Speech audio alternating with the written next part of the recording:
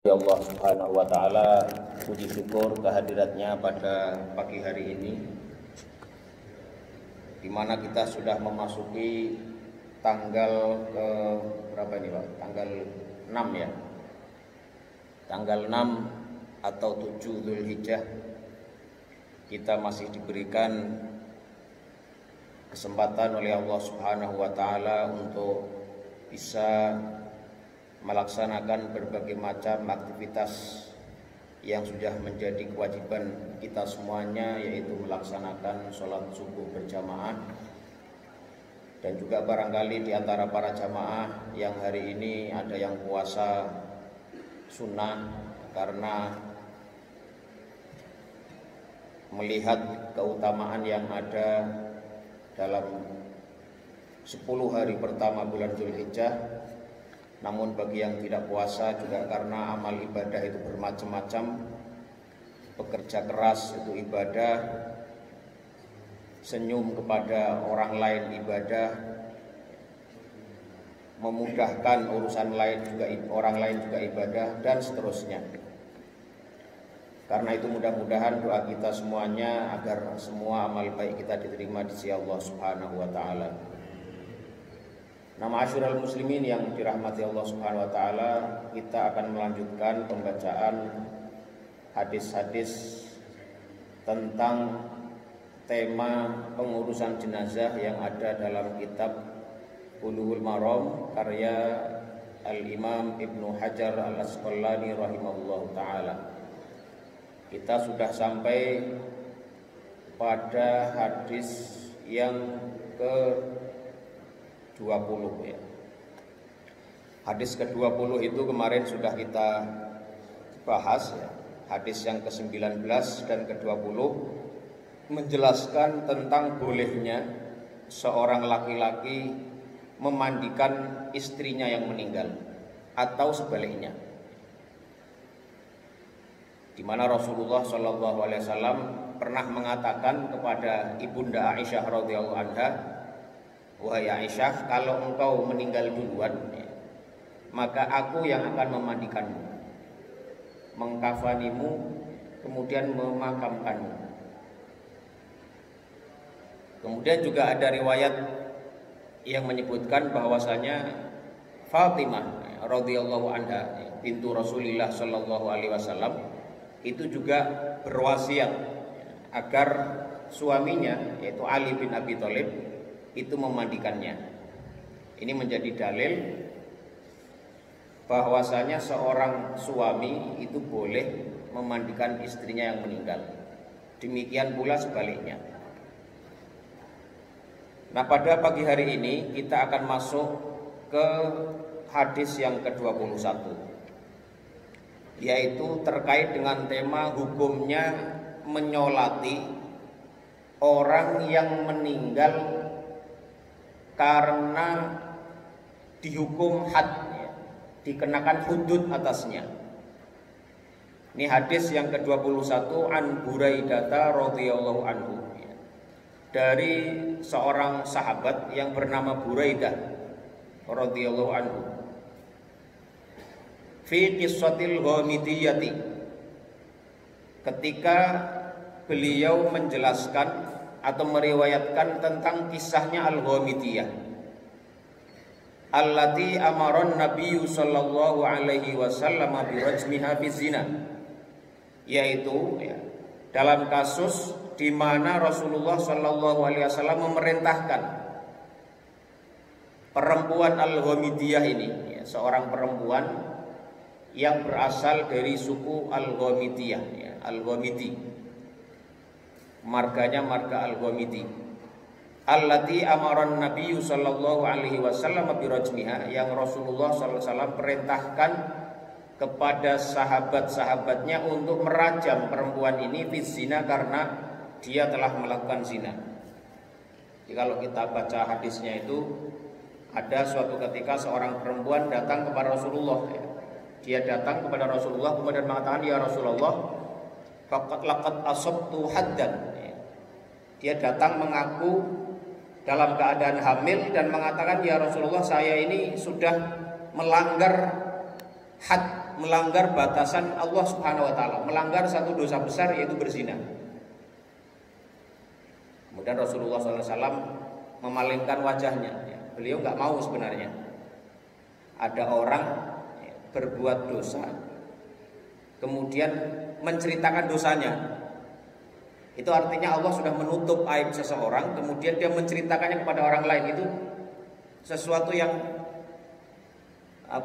tidak dianjurkan sebenarnya.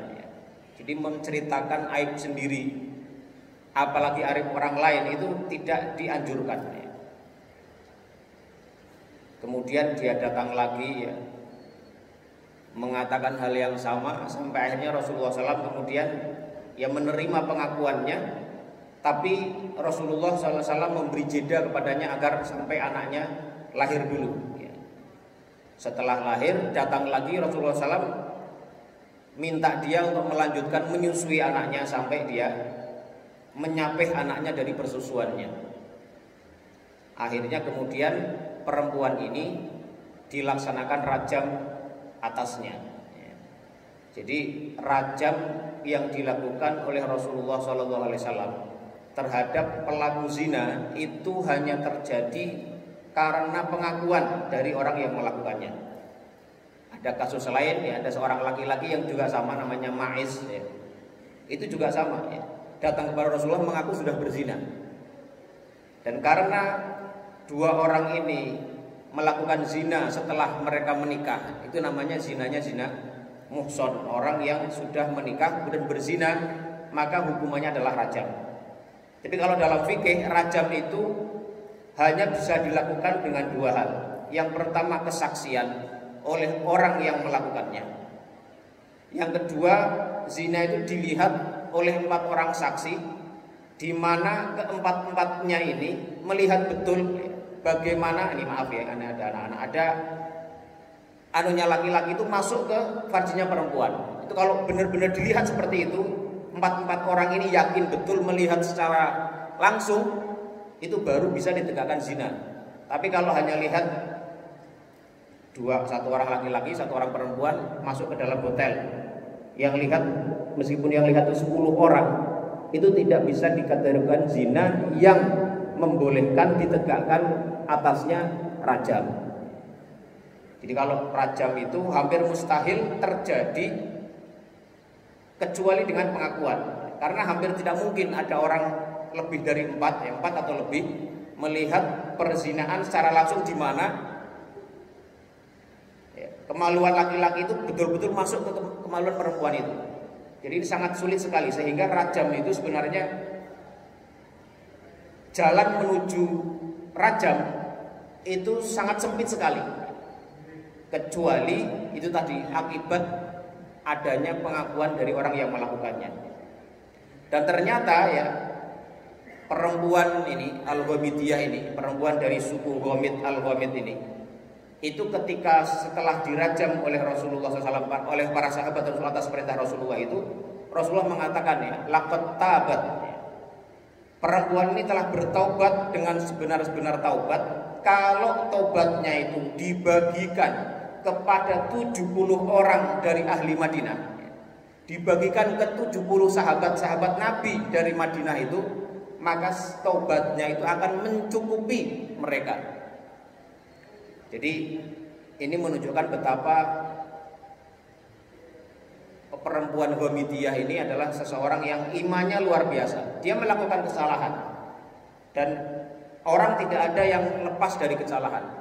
Tapi dia melakukan kesalahan, kemudian dengan rasa penyesalan yang sungguh-sungguh, dia ingin bertaubat kepada Allah Subhanahu wa taala dan menyatakan ingin ditegakkan had kepadanya, ditegakkan hukuman atasnya.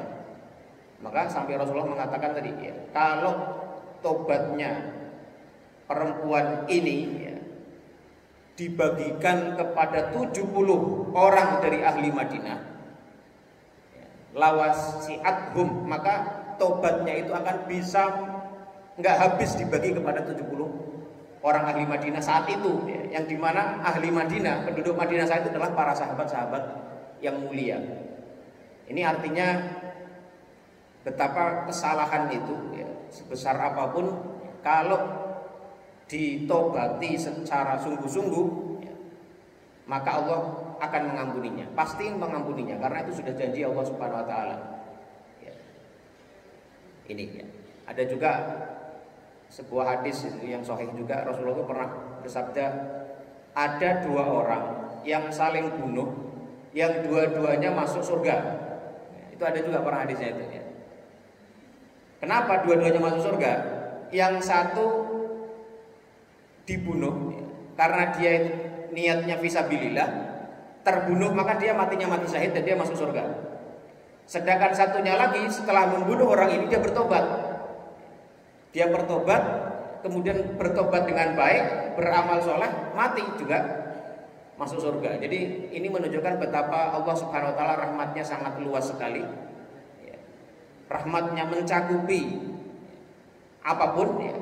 Sehingga kalau ada orang yang salah, salahnya seberapapun besarnya, selama kemudian orang ini bertobat, maka Allah Subhanahu wa taala pasti akan mengampuninya, karena Allah sudah menjanjikan hal yang seperti itu.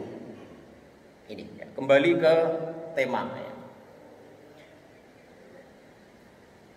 Ini sekali lagi hadis yang ke-21 ini bertemakan tentang hukumnya sholat atau hukumnya menyolati orang yang meninggal karena habis ditegakkan kepadanya hukum had ya. Ini qala thumma amara biha fasulliya 'alaiha wa dufinat. Jadi ketika Imro'ah al-Ghamidiyah tadi ya, perempuan yang berasal dari suku al-Ghamidiyah ya, suku al-Ghamid ya. Jadi para sahabat itu ketika meriwayatkan satu hal, kalau isinya itu hal yang tidak positif, itu disembunyikan namanya, tidak disebutkan namanya. Itu bagian dari etika ya. Etika akhlak, menceritakan satu hal yang tidak positif itu namanya disamarkan ya, tidak disebutkan namanya siapa. Ini bagian dari pelajaran juga yang perlu kita perhatikan ya. Qala tsumma amara biha fasulliya 'alaiha wa dufinat. Jadi Rasulullah SAW ketika perempuan Al-Ghamidiyah ini sudah dirajam, sudah meninggal, Rasulullah SAW memerintahkan, memberikan arahan ya, kepada para sahabat terkait dengan perempuan ini ya, untuk disolati dan dimakamkan sebagaimana umumnya umat Islam memperlakukan jenazah kaum muslimin ya. Fasulliya 'alaiha, maka perempuan ini disolati ya sebagaimana sholatnya sholat jenazah yang dilakukan kepada orang-orang yang lain yang meninggal secara wajarnya ya. Wa dufinat, dan juga dimakamkan. Ini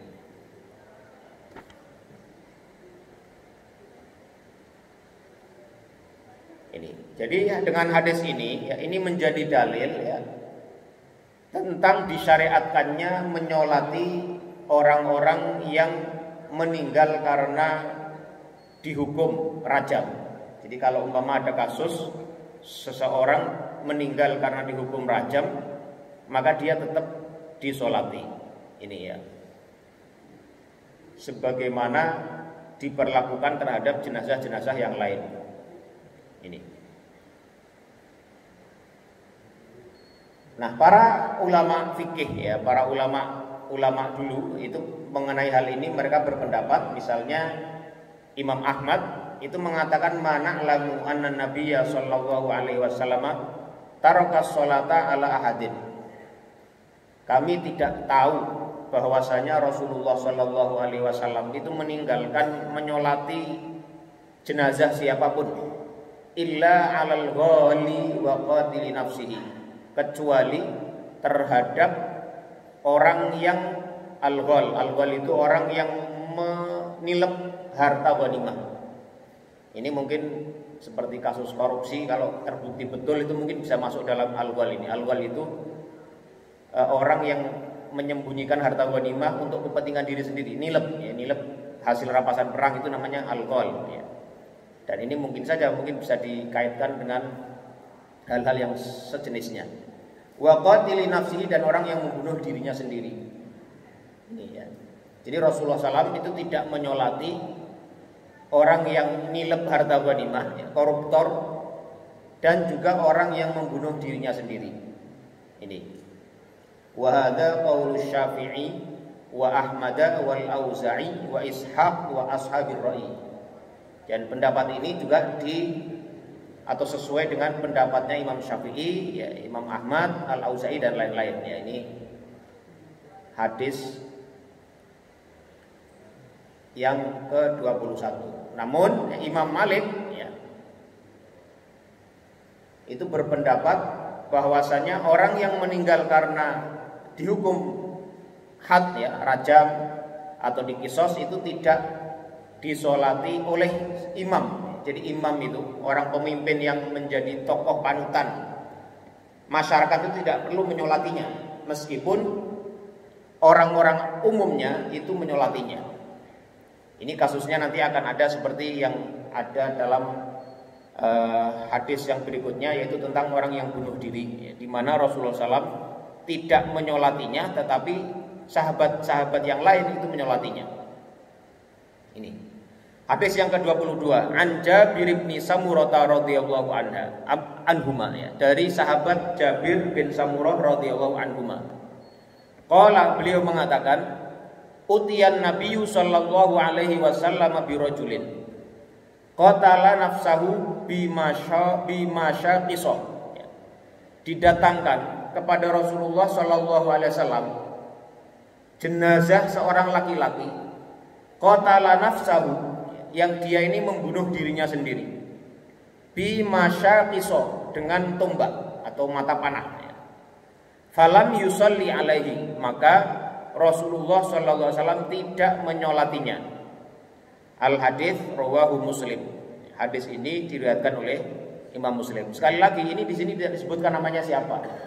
Itu para sahabat kalau meriwayatkan satu hal yang isinya itu adalah satu hal yang tidak positif terkait dengan seseorang, maka disembunyikan namanya.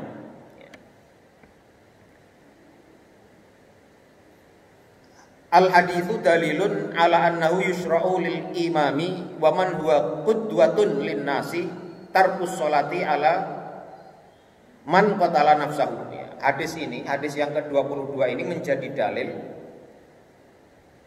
bahwasanya seorang imam, seorang pemimpin, seorang tokoh yang biasa memimpin satu jamaah, satu komunitas, itu boleh untuk tidak meninggalkan, boleh untuk tidak menyolati orang yang membunuh dirinya sendiri. Jadi kalau ada kasus, ada orang bunuh diri dibawa ke masjid umpamanya, si imam yang biasa memimpin sholat itu boleh untuk memilih tidak menyolatinya. Tujuannya apa? Tujuannya adalah untuk memberikan efek jerah kepada orang yang masih hidup, memberikan peringatan bahwasanya dia, si mayit ini telah melakukan satu dosa besar, satu hal yang sangat dilarang dalam agama, sehingga diharapkan orang-orang yang mengetahui hal itu, orang-orang yang masih hidup, bisa mengambil pelajaran dari meninggalkannya sholat atau ditinggalkannya sholat jenazah oleh sang imam. Tetapi hal ini tidak kemudian menjadi larangan menyolati orang tersebut. Orang yang bunuh diri, orang yang mati, orang yang meninggal seperti itu masih tetap wajib disolati, ya. Masih ada hukum fardu kifayah untuk menyolatinya, dan orang-orang lain itu masih tetap dianjurkan, diharuskan untuk memperlakukan jenazah itu sebagaimana jenazah-jenazah yang meninggal secara normal pada umumnya. Ini hadis yang ke-21 dan 22. Kalau ada yang ingin bertanya atau menyampaikan pandangannya terkait dua hadis ini, silahkan, sebelum kita lanjutkan ke hadis yang berikutnya. Ada? Kalau nggak ada, kita lanjut, ya. Ya.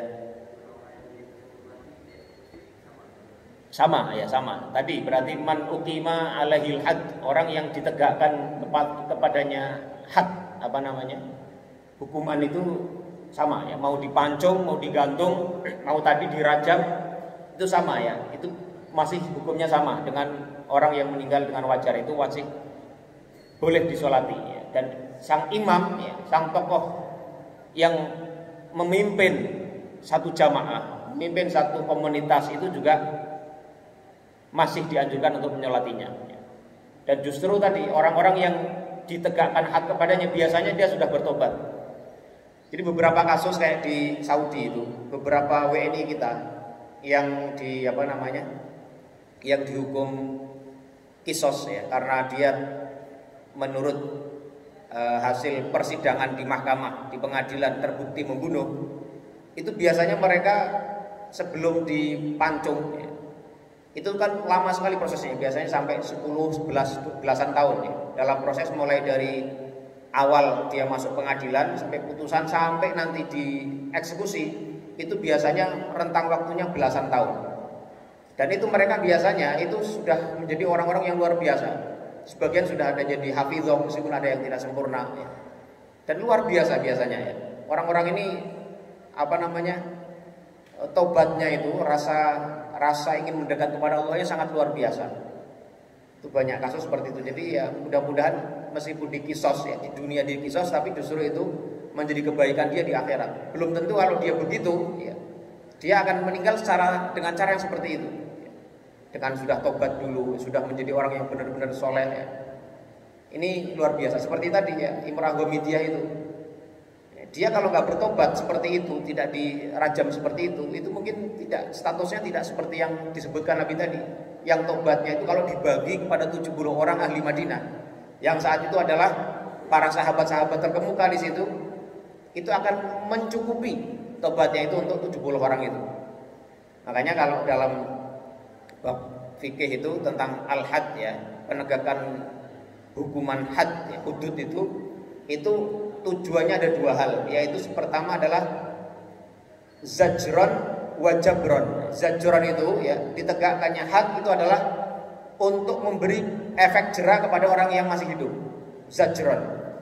Tapi juga pada saat yang sama dia fungsi adalah jabron, untuk menjabar dosa, untuk menggugurkan dosa-dosa yang dimiliki oleh orang yang ditegakkan had atasnya itu. Mau dirajam, mau dikisos, mau dicambuk misalnya dan lain-lain. Itu Allah alam bisawab. Ada yang lain? Ya.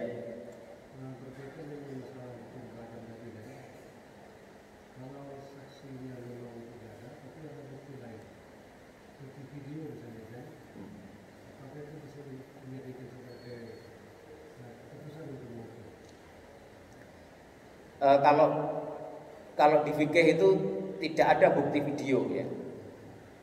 Jadi video itu yang lihat kan satu orang, ya kan? Yang memvideo kan satu orang. Jadi dia tidak bisa mewakili yang empat. Karena apa harus empat? Karena empat orang ini secara normal, kalau ada 4 orang yang adil, ya, yang berintegritas, kemudian melihat satu hal yang sama, dia menceritakan hal yang sama, itu kemungkinan mereka bersekutu untuk berbohong itu kecil sekali. Makanya syaratnya 4. Sementara kalau video itu bisa diedit, bisa rekayasa, jadi tidak bisa mewakili 4 orang saksi itu. Ya, jadi tidak bisa, Pak. Ya, tidak bisa. Apalagi hanya lihat sekilas atau lihat orang masuk bersama-sama, itu nggak bisa disebutkan. Meskipun itu bagian dari dosa ya, berduaan dengan perempuan asing itu berdosa, tapi hukum yang bisa menjadi dasar ditegakkannya rajam itu harus begitu, harus 4 orang yang adil ya. 4 orang ini dikenal baik ya, bukan orang pembohong, bukan orang yang biasa dikenal berdusta atau perilakunya tidak baik. 4-4-nya ini melihat secara nyata, secara langsung bagaimana itu masuk ke sono itu. Jadi kalau nggak begitu, kalau yang lihat cuma 3 misalnya, itu juga tidak bisa menjadi dasar ditegakkannya rajam. Karena memang rajam itu satu hal yang sangat luar biasa. Kalau Ma'is itu ceritanya kan sempat sampai lari dulu kan. Ma'is itu yang dalam hadis lain itu, yang dirajam itu sempat kabur dulu dia, dilempari itu kabur dia, saking tidak tahannya dengan lemparan batu itu. Jadi luar biasa sekali. Tapi dengan itulah ya, mereka ini taubatnya ya diterima oleh Allah Subhanahu wa taala. Ini. Yang berikutnya hadis yang ke-23. An Abi Hurairah radhiyallahu anhu, dari sahabat Abu Hurairah radhiyallahu anhu. Fi qissatil mar'atil lati kanat taqumul masjidah. Tentang kisahnya seorang perempuan yang kerjaannya, kebiasaannya itu taqumul masjidah, dia menyapu masjid. Jadi ada seorang perempuan namanya Kharqa ya. Sedangkan kunyahnya itu Ummu Mihjan. Ummu Mihjan ini seorang perempuan yang punya kebiasaan, punya tradisi taqumul masjidah, menyapu masjid, membersihkan sampah yang ada di masjid. Suatu ketika ya, Rasulullah SAW itu kehilangan Ummu Mihjan ini. Biasanya kelihatan ada Ummu Mihjan bersihin masjid. Kan Rasulullah kan rumahnya kan di samping masjid ya. Istri-istri beliau itu kamar-kamarnya di samping masjid. Jadi beliau memperhatikan itu. Kalau ada orang nyapu masjid, ada orang bersihin masjid, Rasulullah memperhatikan. Qala ya, Abu Hurairah mengatakan, fasa'ala anhan Nabi sallallahu alaihi wasallam. Maka Rasulullah SAW suatu ketika menanyakan, ya, di mana itu Ummu Mihjan? Di mana itu perempuan yang biasa menyapu masjid, membersihkan sampah masjid? Faqalu, maka mereka para sahabat itu mengatakan, menjawab, matat, dia telah mati ya Rasulullah. Faqala, maka Rasulullah SAW bersabda, afala kuntum adzantumuni, mengapa kalian semuanya tidak memberitahukanku kalau si perempuan itu telah meninggal? Faka'annahum saghbaru amroha, maka seakan-akan mereka para sahabat itu memandang kecil urusan perempuan ini. Jadi Rasulullah itu ternyata ya, beliau sebagai seorang pemimpin, seorang imam ya, yang punya umat sedemikian banyak, tapi hal-hal seperti ini diperhatikan sama beliau. Jadi beliau memperhatikan kalau ada orang perempuan bersihin masjid pun dia perhatikan ya. Makanya ketika orang yang biasa membersihkan masjid ini tidak ada, nggak kelihatan, Rasulullah tanyakan kepada para sahabat. Dan ternyata perempuan ini sudah meninggal. Dan Rasulullah katakan kepada mereka, ya Rasul, ya wahai para sahabat-sahabatku, mengapa kalian semua tidak ngasih tahu kepadaku, tidak menginformasikan kepadaku kalau perempuan ini telah meninggal? Faka'annahum saghbaru amroha. Maka ini menurut riwayat Abu Hurairah ini, para sahabat ini tadinya memandang kecil urusan perempuan ini. Jadi seakan-akan apalah arti penting seorang perempuan yang tidak dikenal, yang kerjaannya hanya membersihkan masjid, tapi Rasulullah menanyakannya. Ini. Faqala, maka Rasulullah bersabda, dulluni ala qabriha. Tunjukkanlah kepadaku di mana dia dikuburkan. Fadalluhu, maka para sahabat menunjukkan kuburan si perempuan ini. Fasalla alaiha, maka Rasulullah sholat jenazah di atas kuburan si perempuan ini. Al haditsu muttafaqun alaih. Hadis ini muttafaq alaih, diriwayatkan oleh Al Bukhari dan Muslim. Wa zada Muslimun. Adapun dalam riwayat Imam Muslim, tsumma qala, disebutkan Rasulullah juga bersabda, inna hadhil qubura, sesungguhnya kuburan-kuburan ini mamlu'atun zulmatan ala ahliha, dipenuhi dengan kegelapan yang melingkupi orang-orang yang ada di dalam kuburan itu. Wa innallaha, dan sesungguhnya Allah, yunawwiruha lahum bi sholati alaihim, Allah memberikan cahaya kepada mereka karena aku menyolati mereka ya, sholat jenazah untuk mereka. Ini hadis yang ke-23 ya, terkait hukum menyolati mayit setelah dimakamkan ya. Jadi hadis ini ya, hadis yang ke-23 ini itu menjadi dalil ala jawazis sholati alal qabri liman fatathus sholatu alal mayyiti. Hadis ini menjadi dalil dibolehkannya sholat jenazah di atas kuburannya, di atas kuburan jenazah itu bagi orang yang terlewat menyolatinya. Wa hadza qaulul jumhuri min ahli ilmi. Dan ini adalah pendapat mayoritas para ulama, jumhur ulama dari ahli ilmu. Ya, ini. Fa in kana al-mayyitu rajulan waqafa 'inda ra'sihi. Kalau mayit yang meninggal itu laki-laki, maka orang yang menyolati itu berdiri di arah kepalanya. Wa in kanat unsa waqafa 'inda wasatil qabri. Ya, kalau yang meninggal itu perempuan, maka berdirinya di tengah ya, kuburan itu, ya, di arah perut daripada orang yang meninggal yang perempuan itu. Ini. Tetapi wa mana aminas sholati alal qabri ashabu Malik. Tetapi murid-murid Imam Malik itu melarang sholat jenazah di atas kuburan. Ini. Jadi sekali lagi hadis ini menjadi dasar dibolehkannya sholat jenazah di atas kuburan jenazah tersebut bagi orang yang terlewat menyolatinya sebelum dimakamkan. Ini pendapat jumhur ulama, kecuali pendapat sahabat-sahabat Imam Malik, murid-murid Imam Malik itu mereka mengatakan tidak boleh. Mereka berdalil dengan apa? Dalilnya la tajlisu alal kuburi wa la tusallu alaihi. Karena ada hadis Nabi yang menyatakan ya, larangan kita untuk duduk-duduk di atas kuburan dan untuk sholat di kuburan. Meskipun hadis ini dibantah oleh jumhur ulama yang mengatakan bahwa sholat yang dimaksud dalam hadis ini, ya, yang dilarang dalam hadis ini adalah sholat selain sholat jenazah. Adapun sholat jenazah itu dibolehkan. Dan ini saya juga pernah melihat waktu saya dulu ngabdi yang ngajar di Jawa Timur, itu kiainya meninggal ya,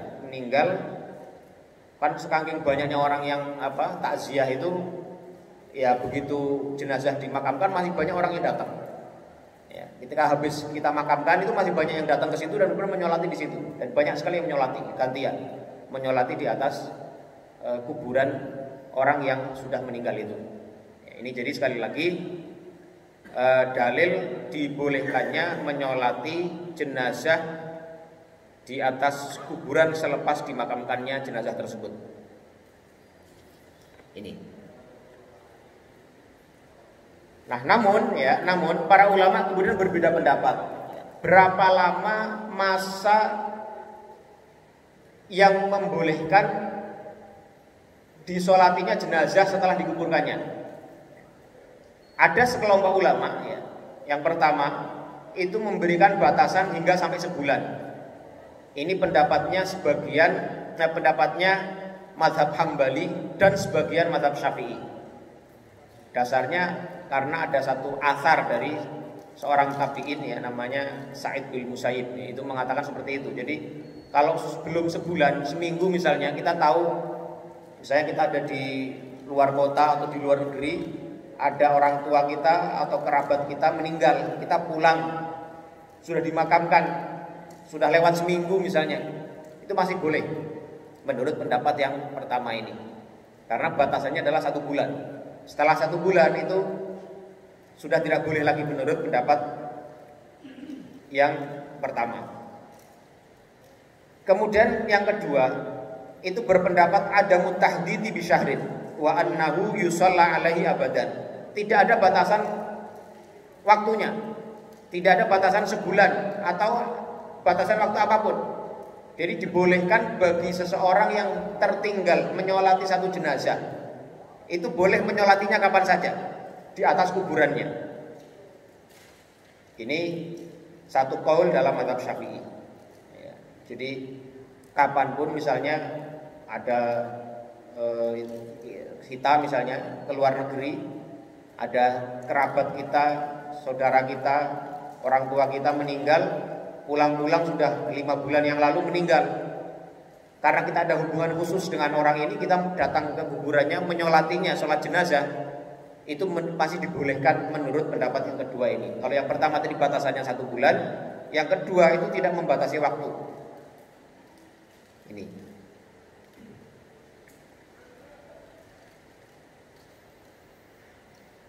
Namun ada pendapat yang ketiga yang mengatakan annahu yusalla alaihi abadan, ya, boleh menyolati kapanpun, ya, tidak ada batasan waktu, bir syarti ayyakunal musalli min ahli sholati ala hadal mayyiti yauma mautihi.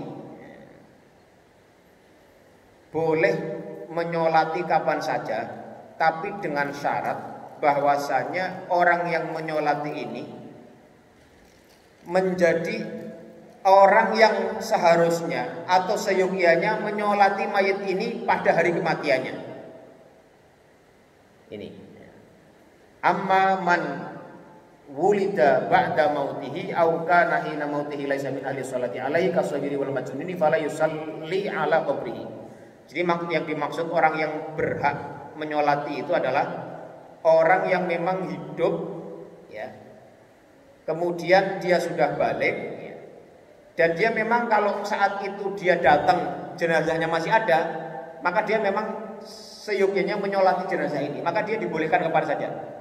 Tapi kalau ada orang meninggal, sementara orang yang mau menyolati ini dulu masih kecil, misalnya ada seseorang bapak meninggal, kemudian anaknya yang usia 5 tahun itu hidup sama kakaknya di luar negeri umpamanya ini. Kemudian 5 tahun kemudian, ya, si anak ini sudah balik misalnya, sudah umur 10 tahun sudah balik misalnya.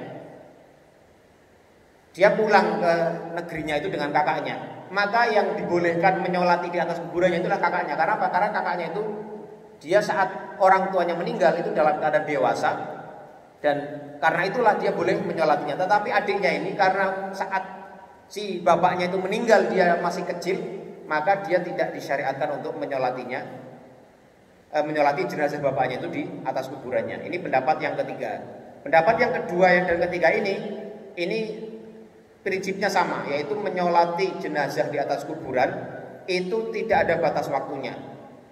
Namun pendapat yang ketiga itu membatasi terkait dengan hak menyolati bagi orang yang menyolati itu, bukan masalah batas waktunya, tapi terkait dengan hak menyolatinya karena dia saat orang yang meninggal itu memang sudah termasuk golongan kategori orang yang berhak menyolati orang yang meninggal tersebut.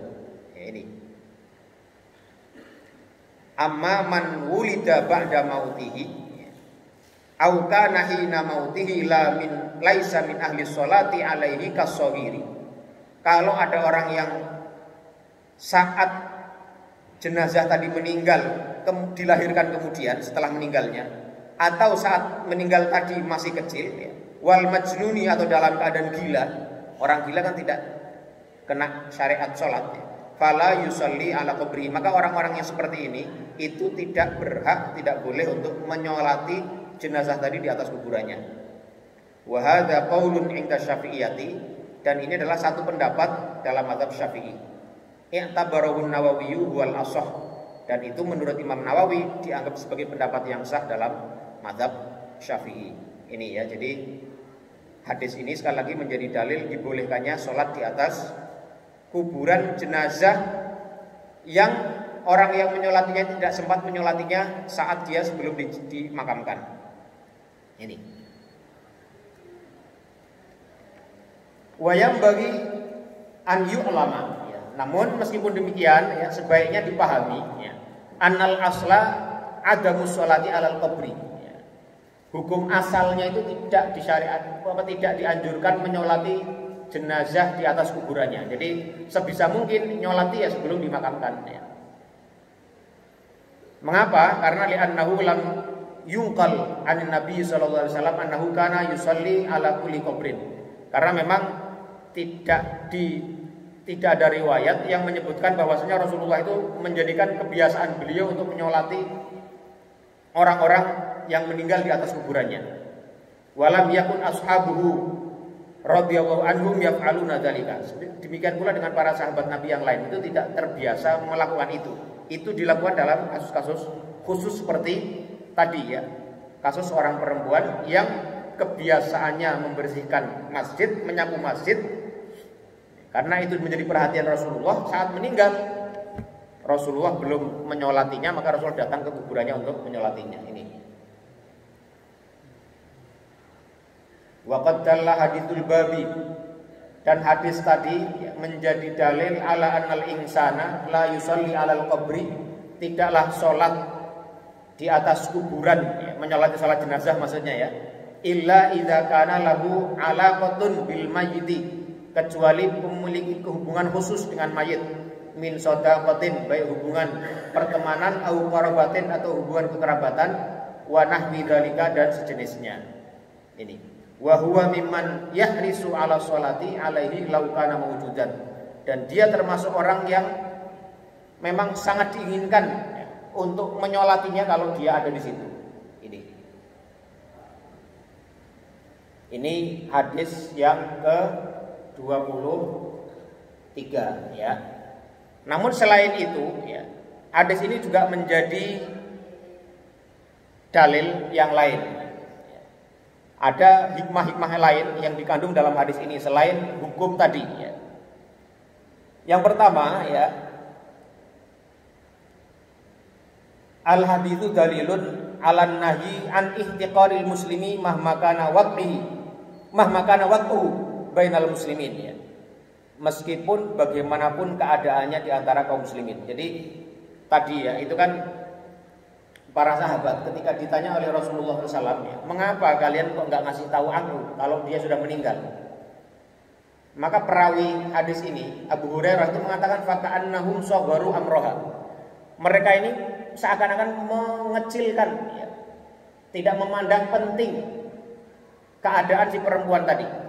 Nah ini ya, dijadikan dalil oleh para ulama bahwasanya kita itu jangan sampai ya, mengecilkan ya, status seorang mukmin apapun status sosialnya. Mau dia itu hanya tukang sampah, maaf ya, atau hanya tukang membersihkan masjid ya, itu tidak berarti kemudian tidak dianggap penting. Buktinya apa? Buktinya Rasulullah SAW itu menanyakan keadaan orang ini. Kemudian yang berikutnya ya, fil hadithi dalilun ala istihbabis su'ali anil khadimi awis sadiqi idza waba. Hadis ini juga menjadi dalil disukainya atau disunahkannya menanyakan informasi tentang khadim, asisten, pembantu, awis sadiqi atau teman idza waba, ketika mereka tidak kelihatan. Jadi kalau ada orang yang biasanya kelihatan, terus kita menanyakan, di mana si fulan? Itu satu sunnah, ya, satu perilaku yang disukai. Kenapa? Fala'allahu yakunu maridhan fayuzar. Karena bisa jadi dengan ditanya itu kita tahu si fulan itu lagi sakit. Maka dengan itu kemudian bisa diziarahi, bisa dikunjungi, bisa dijenguk. Au musafiron fayutma'annu ala halihi, atau ketahui lagi pergi nih, sehingga tahu nggak kelihatan itu bukan karena lagi ada apa-apa, tapi lagi pergi misalnya keluar kota, jadi ketahuan. Ini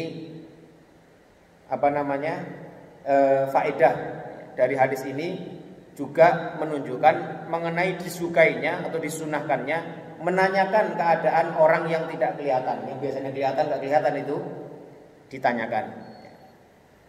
Ini. Apalagi kalau yang ditanyakan itu keluarganya, misalnya ya adiknya ditanyain itu, dia orang keluarganya itu, kerabatnya pasti akan merasa ada perhatian dari orang yang bertanya itu. Ini akan memberikan rasa senang, ya, rasa bahagia bagi orang yang ditanya ketika ada orang yang menanyakan kerabat atau keluarganya. Ini. Kemudian hadis ini, ya, hikmah atau faedah dari hadis ini juga menjadi petunjuk.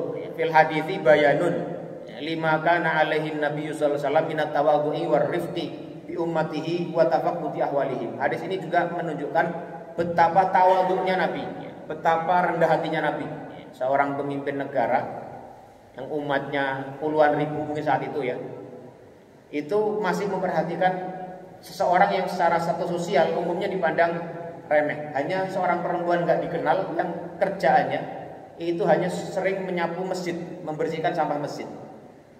Ini menunjukkan ketawaduan Rasulullah ya. Warifqi bi ummatihi, dan kelembutan hati terhadap umatnya, wa tafaqqudi ahwalihim, dan juga perhatian Nabi kepada keadaan mereka. Ini. Kemudian yang berikutnya ya, hadis ini juga menjadi dalil ya ala istihbabi i'lami aqaribil mayyiti wa asdiqaihi wa man lahu silatun bihi biwafatihi. Hadis ini juga menjadi dalil dianjurkannya untuk memberitahukan informasi kematian seseorang kepada kerabat-kerabatnya, kepada teman-temannya, atau orang-orang yang punya hubungan dengan orang yang wafat tadi. Misalnya kita tahu ya, di Azalea ada orang meninggal, kita tahu si fulan ini kerjanya di satu tempat, ya, katakanlah di perusahaan apa atau di mana gitu. Kita kalau tahu itu, tahu teman-temannya, ada kontaknya, kasih tahu. Oh si fulan sudah meninggal ini, sehingga ada kesempatan bagi orang-orang yang tadi, baik temannya, kerabatnya, atau siapapun yang punya hubungan relasi dengan orang ini bisa melakukan hal-hal yang memang diperlukan, ya, entah menyolatinya, mendoakannya, ikut memandikan dan lain seterusnya. Ini. Kemudian yang berikutnya ya, al-haditsu dalilun ala fadli tangdhifil mayyit. Hadis ini juga menjadi dalil tentang keutamaan membersihkan masjid. Ya ini. Keutamaan membersihkan masjid. Jadi membersihkan masjid ya, membuang sampah yang ditemukan di masjid itu bukan hal yang sepele ya. Buktinya ini ya, ada perempuan tidak dikenal ya, kebiasaannya membersihkan masjid, menyapu masjid, tapi menjadi perhatian Rasulullah SAW. Jadi sekali lagi hadis ini juga menjadi dalil, menjadi petunjuk tentang keutamaan membersihkan masjid. Wa annahu amalun hasanun mandubun ilahi, suatu perbuatan yang baik dan disukai. Ini.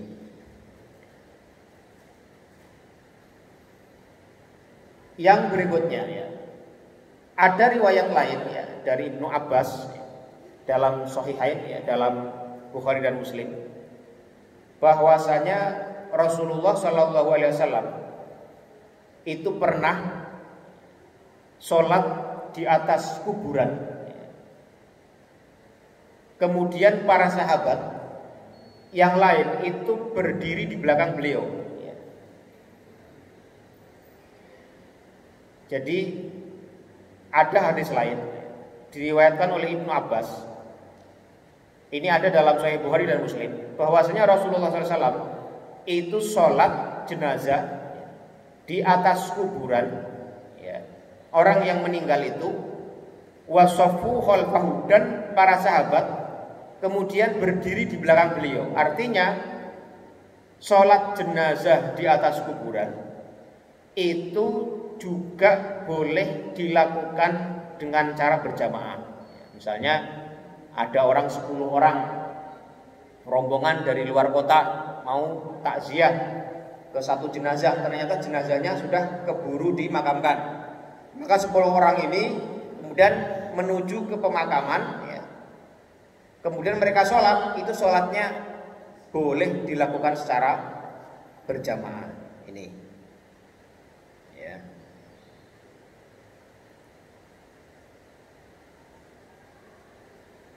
Kemudian ya, ada penjelasan lain ya. Para ulama berbeda pendapat fi hukmi sholati 'alal mayyiti fil maqbarah qabla dafnihi 'ala qaulaini. Bagaimana dengan menyolati jenazah sebelum dikuburkan di kuburan? Jadi kalau ada jenazah sebelum disolati dibawa ke pemakaman, ke kuburan, kemudian mereka jenazah ini disolati di sana. Bagaimana hukumnya? Ini ada dua pendapat. Yang pertama ya, annaha tasihhu ma'al karohati, bahwa menyolati jenazah di kuburan sebelum dimakamkan itu sah hukumnya, tapi makruh ya, boleh sah tapi tidak disukai. Wa huwa riwayatun an Ahmada, itu merupakan riwayat dari Imam Ahmad ya. Wa bihi qala jama'atun minal Hanafiyati wal Malikiyah, dan demikian pula pendapat dalam mazhab Hanafi dan Maliki. Wa huwa mazhabus Syafi'iyah, dan itu pula pendapatnya mazhab Syafi'i. Ya. Li umumin nahi anis shalah fil maqbarah, karena ada hadis yang melarang sholat di kuburan. Hadisnya hadis umum, ya.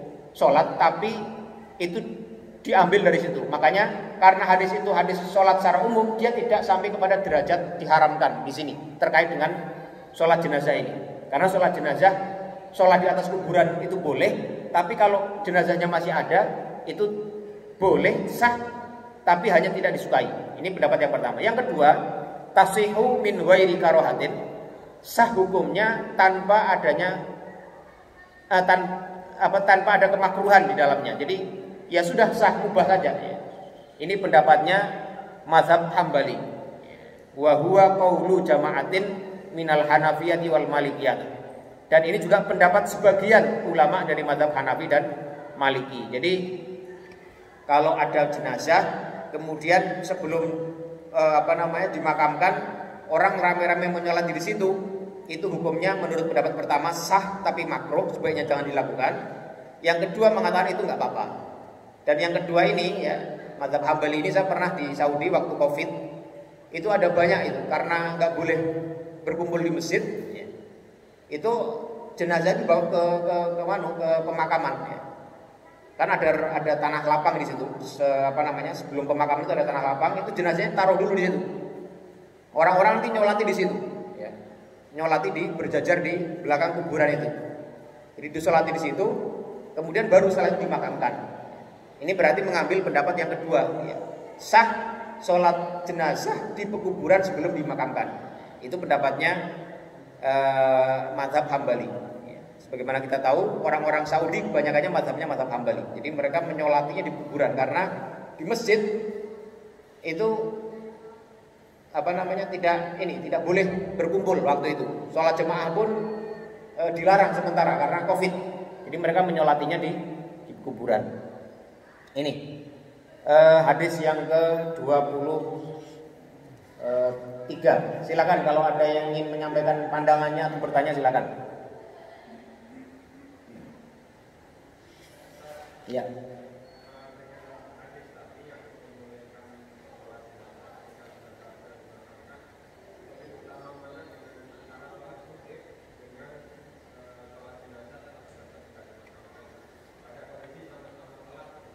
Ya.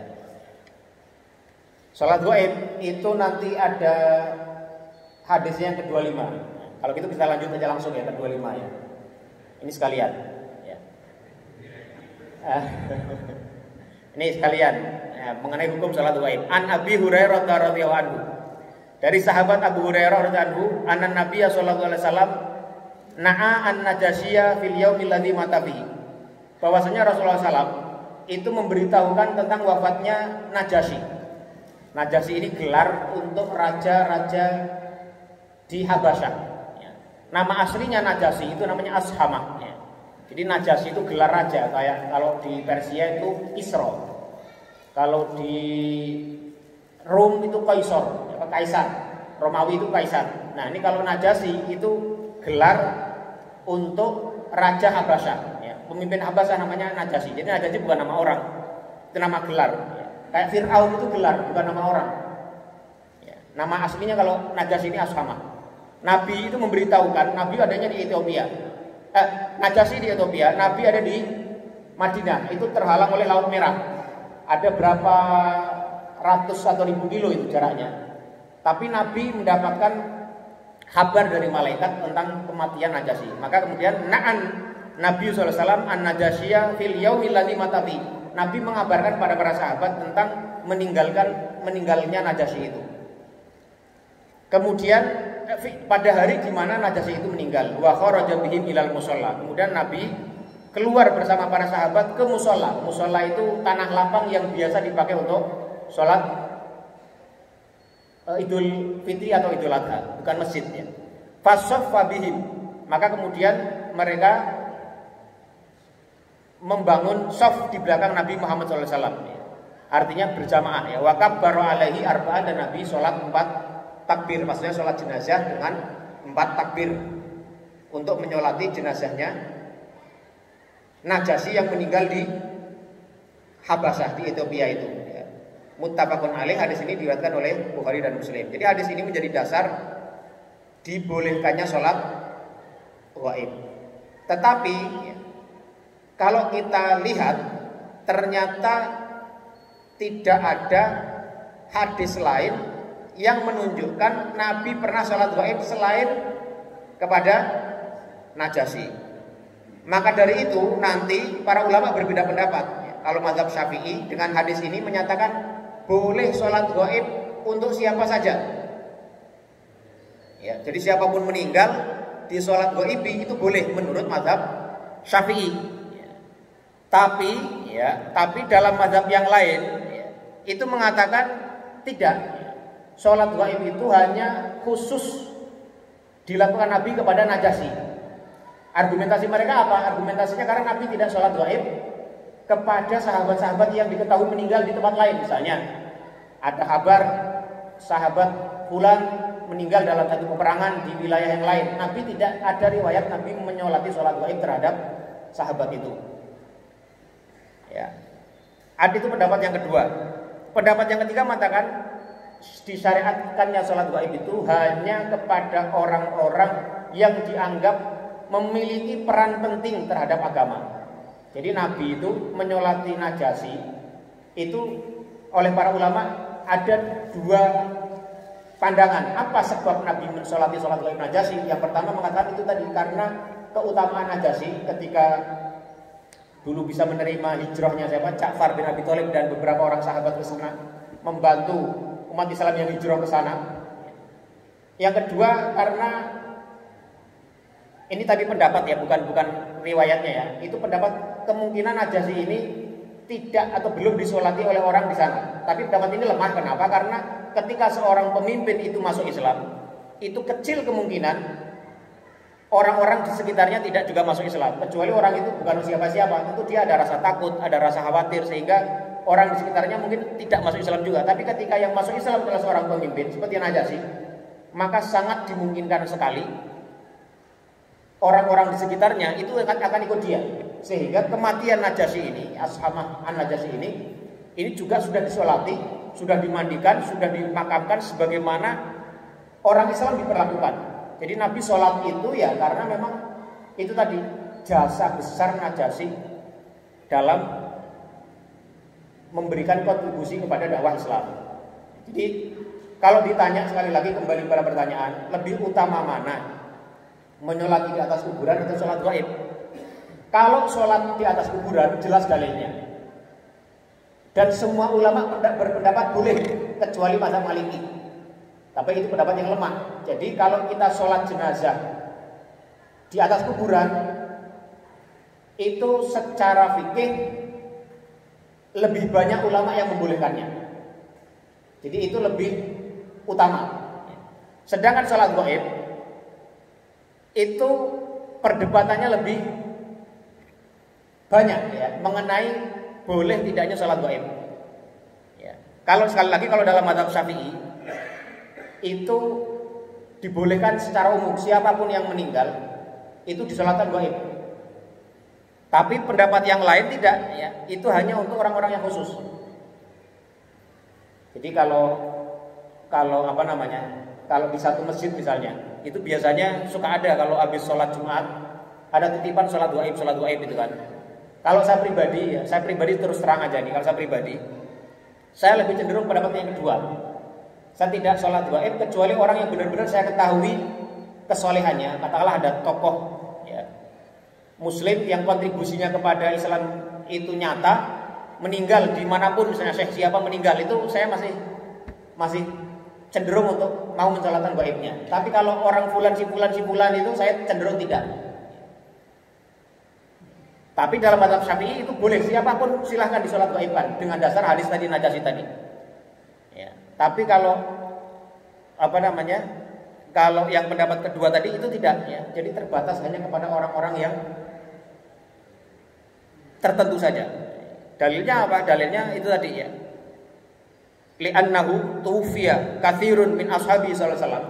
banyak sahabat Nabi yang wafat, termasuk para qurra ya, para beberapa ahli Al-Quran ya, yang dibunuh, yang kemudian menjadi sebab turunnya syariat qunut nazilah. Itu tidak ada riwayat Nabi sholat gaib terhadap mereka.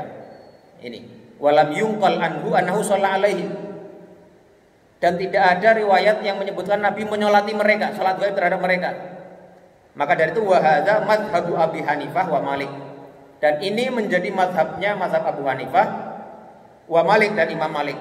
Wa riwayatun an Ahmad, dan juga satu riwayat dari Imam Ahmad. Jadi pendapat jumhur justru menyatakan tidak disyariatkannya sholat gaib kepada semua orang. Ini. Tapi kalau mau sholat mengikuti mazhab Syafi'i ya monggo, nggak masalah juga ya. Karena memang Imam Syafi'i dan satu kaul dalam menurut riwayat Ahmad juga menyatakan ya hal yang sama, yaitu bolehnya menyolati mayit secara gaib. Ini jelas apa? Ya, ada yang lain? Baik, kalau tidak ada dan juga karena waktunya sudah terbit matahari, kita cukupkan sekian saja mengenai beberapa hadis dalam bab pengurusan jenazah dari kitab Bulughul Maram. Ya, mudah-mudahan ada manfaatnya, memberikan pemahaman yang lebih luas kepada kita tentang bagaimana kita menangani jenazah. Dan semua yang benar datangnya dari Allah Subhanahu wa taala, sementara yang salah dari saya sendiri. Wassallallahu ala nabiyyina Muhammadin wa ala alihi wa sahbihi wa sallama tasliman katsira. Subhanakallahumma wa bihamdika asyhadu an la ilaha illa anta astaghfiruka wa atubu ilaik. Wassalamualaikum warahmatullahi wabarakatuh.